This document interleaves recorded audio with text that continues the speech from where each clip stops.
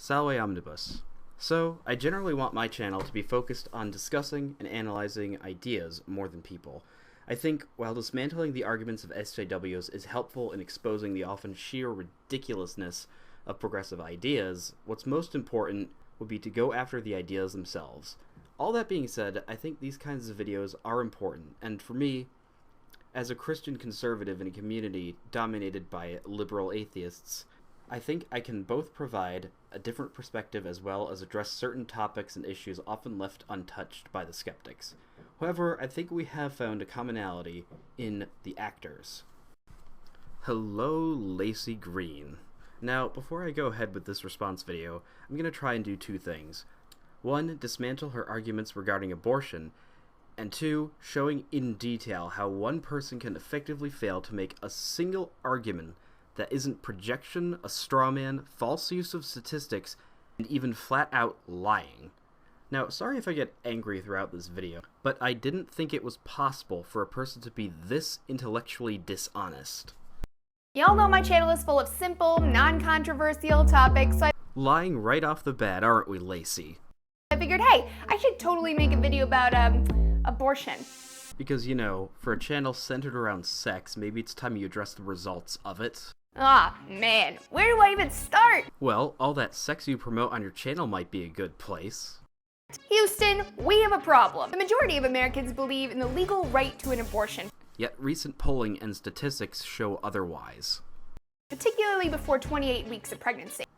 Yet 61% of Americans favor a ban after 20 weeks. And since 1973, that's been the law, thanks to a Supreme Court case called Roe v. Wade. You've probably heard of it. Fast forward to 2016, and Roe v. Wade is being effectively overturned. And so now Laci's gonna start some fear-mongering as part of her lovely string of intellectual dishonesties.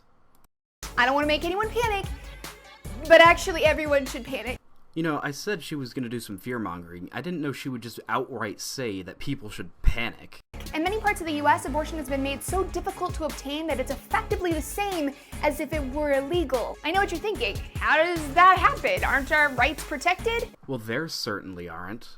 No, as it turns out. Our troubles began in 1992. The Supreme Court ruled that states could pass restrictions on abortion, but those restrictions couldn't present an undue burden to obtaining one. Now the question is, what counts as an undue burden? A baby? What does that even mean? States were given a lot of leeway for their own interpretations and went on to pass nearly 1,000 restrictions on abortion. The result of living in a federal republic which set up everything from the Supreme Court to states' rights. Here's the state of abortion in the US right now, as of today. 25 states have mandatory, medically unnecessary ultrasounds. 3 of those states require you to look at the image while the doctor describes it in detail. I mean, if you're gonna kill someone, isn't it right that you should see who it is first? 33 states have mandatory waiting periods. 20 states have bans that could outlaw abortion as early as 12 weeks. 13 states have near total bans on abortion. You know, Laci, while you and the pro-choice movement viciously fight against any attempt to limit abortion, secular, leftist, progressive paradise Europe already has far more restrictive laws than the US, ranging from the UK's 24-week ban to Poland and Ireland's near full ban on abortions. Even in places like Germany, the ban is at 12 weeks and there's a mandatory waiting period. You know, when the left says we need to be more like Europe, I think we've found something I can agree on here. Europe doesn't seem to have the idea that killing an unborn child the minute before it's born is acceptable. 11 states are funding crisis pregnancy centers, which set up shop next to real health clinics and deliberately mislead and lie to people about abortion. Okay, first, CPCs don't prevent you from getting an abortion. They just provide an alternative to Planned Parenthood. And secondly, they've helped many women throughout their pregnancy and provide lots of useful information and help them pursue non-abortion options for their pregnancies. And thirdly, they don't claim to be clinics, and the ones that do are generally qualified. 34 states have barred financial assistance for the poor, and federal funding's completely banned under the Hyde Amendment. Why should I have to pay and support something that I find so reprehensible and disgusting? 44 states have laws regulating irrelevant things like the width of clinic hallways. Now yeah, these laws are generally designed to try and make it harder for abortion clinics to stay open. But hey, I think the ends justify the means here. What this means is that abortion clinics in the US are being closed faster than you can say, "Get out of my vagina." Oh, you don't need to tell me to do that. 87% of counties in the US now have no abortion clinic. I think that can be attributed both to the laws and the fact that the abortion rate right now is the lowest it's been in decades, and it's dropping every year. 5 states, there's only 1 clinic. As many as 240,000 women in Texas have already attempted to end a pregnancy on their own. As opposed to the 50 million abortions that have happened since Roe v. Wade. Did we just travel back in time like 100 years? I wish. Back when 5,000 women died every year as a direct result of abortion being illegal? And before 1 million babies were killed every year as a result of abortion being legal. Back in the days of coat hangers, back alley abortions, and black market drugs? Unlike today's Planned Parenthood selling baby parts. That's where we're headed, and for some areas, that's where we are. Don't worry though, the story gets way worse. We never had millions dying because of illegal abortions. We have millions dying because of legal ones. Well, this should be good. Okay guys, prepare for so much projection that we won't be able to see the results for 100 years. 2 months ago, a self-described warrior for babies opened fire at a Planned Parenthood in Colorado, killing 3 people. Hashtag not all, hashtag religion of peace, hashtag whatever. You know, I think you guys are smart enough to understand why her opening with this is extremely dishonest. To which some responded like this. What makes this extreme? Now, when you have a movement that compares itself to the abolitionists, it's fair you're going to have a few John Browns. It's not justified, but you will have people that are so convicted of this that they're going to be willing to do anything to stop abortions from happening. Mentality terrifying is that if a person is ignorant enough to think that a grown human being and a blastocyst have the same sentience and thusly the same rights. Except we aren't called the pro-sentience movement, are we? You know, I think the pro-life movement can be best described in the quote by Dr. Seuss, "A person's a person, no matter how small." That person just might not see a moral problem with killing the grown human being. Now, let me turn this around. If a person is ignorant enough to think that a grown human being and an unborn child do not have the same rights, that person just might not see a moral problem with killing the unborn child. They call themselves pro-life, however, they are anything but that. Ha! Go on, Laci. Tell us how we support killing people. If they cared about life, certainly they'd care about female death. Like aborted female deaths? Certainly they wouldn't use violence. And yet, since 1977, nearly 7,000 acts of violence have been reported at abortion clinics. 182 arson attacks, 42 bombings, 17 attempted murders, 8 completed murders. 8 murders. Nice fear-mongering, Laci, going from 7,000 attacks to 8. But even still, that pales in comparison to 50 million babies, Laci. I don't think there's a number you could pull out of your tits that would ever come close to that. Choicers are also not trying to end abortion. Wait, what? Policies known to reduce the abortion rate: sex education, condom access, birth control access, emergency contraception access.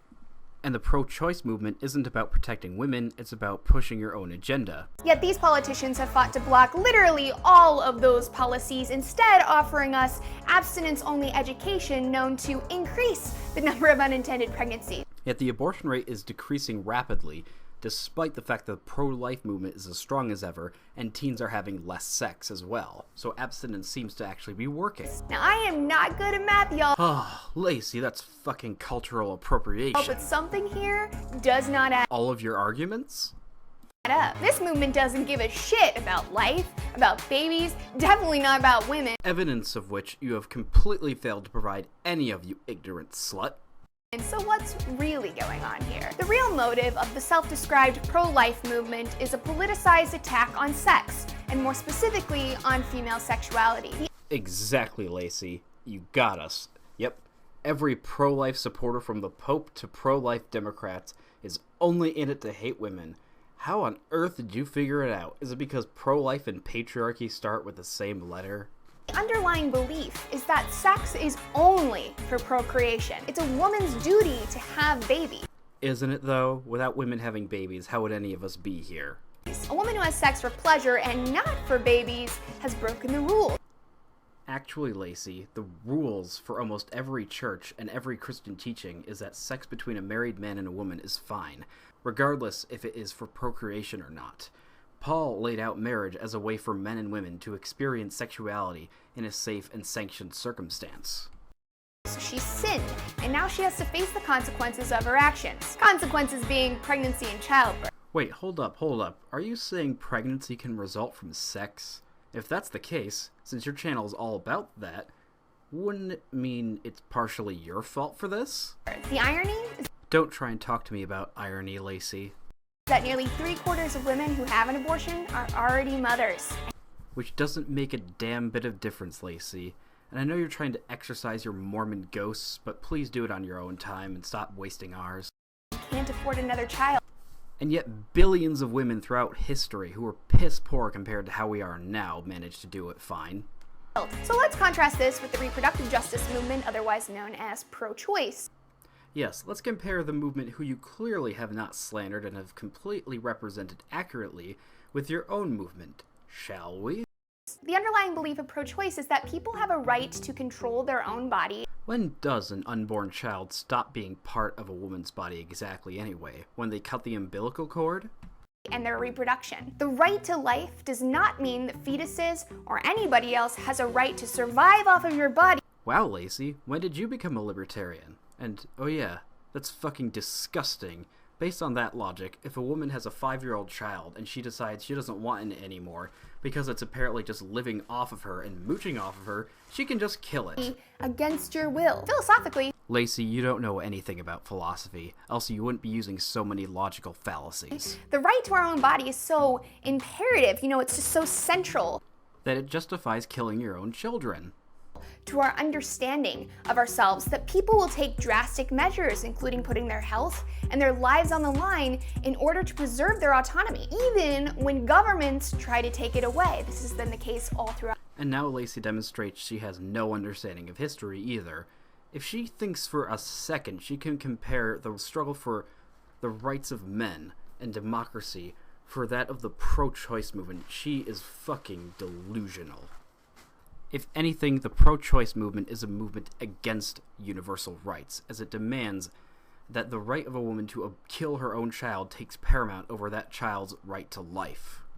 History. And this is why the reproductive justice movement asserts that not only should abortion be legal, but it also needs to be safe and accessible. This reduces the overall harm to individuals and to society. And what about for the unborn child? Now look, the pro-choice movement can't compete with doctored photos, crocodile tears, but it's important to understand that this is just propaganda. No, Laci, your channel and the pro-choice movement is propaganda, showing pictures of the actual results of an abortion and showing what an unborn child looks like is not propaganda. And it's propaganda that's made effective by the fact that a lot of people are scientifically illiterate and they're easily manipulated emotionally. Well, clearly no one we know would ever take advantage of that. Either Laci is the densest human being on the face of the earth, or so far into her own bullcrap, she can't see the hypocrisy of literally every single word she's said. And I mean, at this point, we're at astronomical levels of projection. It's not even projection anymore, it's just lying. The only conclusion that a halfway reasonable person can draw about the pro-life movement is that they're seeking state control over primarily women's bodies and lives in ways that are medically unnecessary, patronizing, and invasive. Just like feminism. This is a deliberate attack on women, and by extension, it's an attack on anyone who can get pregnant. Yeah, we need to protect the rights of those who reproduce asexually or by budding. My bud, my choice. It is a deliberate attack on women who are poor, who are disproportionately women of color. Ironic, the pro-life movement uses that exact same argument against abortion. Without reproductive choice, gender equality cannot and will not be achieved, and that is exactly their point. So wait, when did men get the right to have an abortion? This is where we come in, Sex Plus fam. This year, 469 seats are up for grabs in the election. 460, that's a lot. It is a big number, Laci. Are you sure you can count that high? Crucially, most of these seats belong to the politicians who have been passing all these restrictions. Obviously, electing a good president is imperative, not. Well, I can't see any worthy candidates up there. Okay guys, I'm gonna stop this to spare you some suffering, and also, my monitor was about to have an untimely collision with my fist. I mean, Laci is the most insufferable person on the face of the earth. And I dare you guys to go back through the video and try and find a picture of her face that doesn't look punchable. Alright, I'm going to wrap this up with some advice for the pro-life movement, and I think it's that we have to just go back to the basics. No more talking about women's health issues, no more trying to sneak in these regulations on clinics. We just need to argue that a fetus, that an unborn child is a human life, and that abortion takes that human life. If we can do that, we win. Alright guys, Diabana.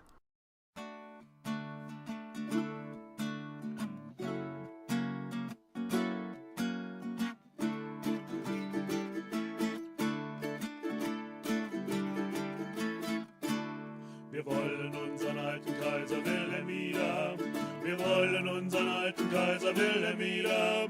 Aber den mit dem Bart, mit dem langen Bart. Aber den mit dem Bart, mit dem langen Bart.